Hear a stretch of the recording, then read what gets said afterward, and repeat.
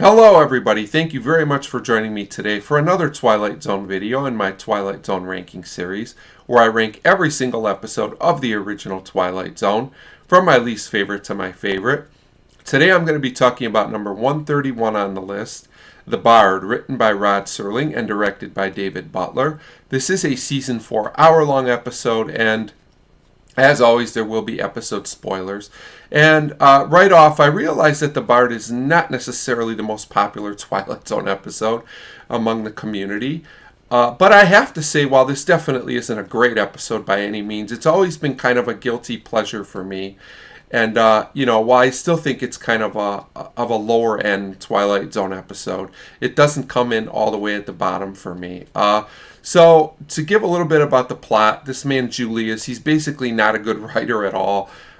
He's trying to get some ideas sold, but it's not really working. So, of course, he finds a book of magic and he summons up William Shakespeare.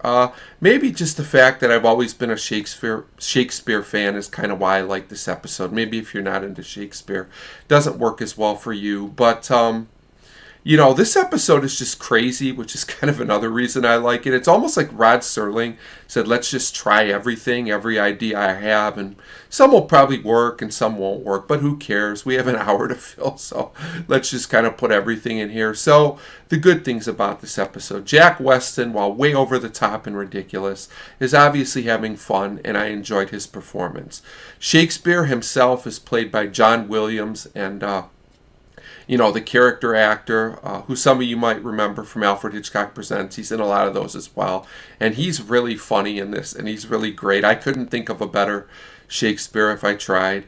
I also thought it was clever how the TV executives kind of want to change a lot of Shakespeare's scripts. I mean, what would he know about writing, right? But I thought that was actually pretty realistic and still pretty relevant. And I actually thought that was legitimately funny.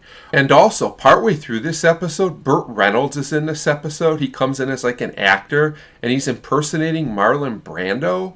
I have no idea why they did this in the episode. I would really like to know what Rod Serling was thinking when he wrote this episode. But it's amazing, so I'm not really going to complain about it. But there's really no point, no reason for him to be doing this. So, it's kind of whatever. So, things that aren't good about The Bard: it takes too long to get going. Shakespeare doesn't even come into the episode until quite a ways into it, and it takes forever for Julius to even find the book.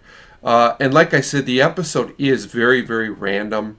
The scenes don't really flow well. I said in some ways I kind of like that about the episode, but in other ways it hurts the episode. Like, there's scenes with this kid, there's scenes with Shakespeare, there's scenes with the TV executives, that we get like these rehearsal scenes for the program they're working on.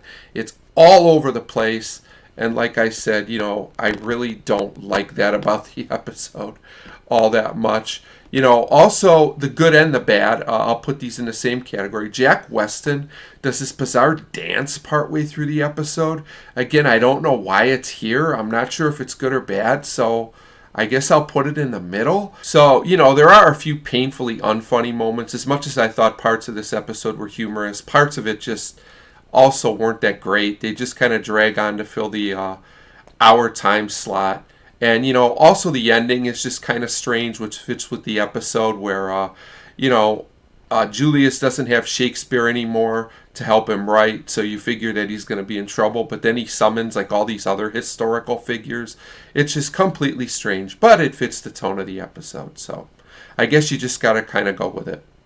So, like I said, this is just a guilty pleasure episode for me, The Bard. It's certainly not great. It might not even be good, but it's just a fun episode for me. It's so odd and different that I don't mind watching it.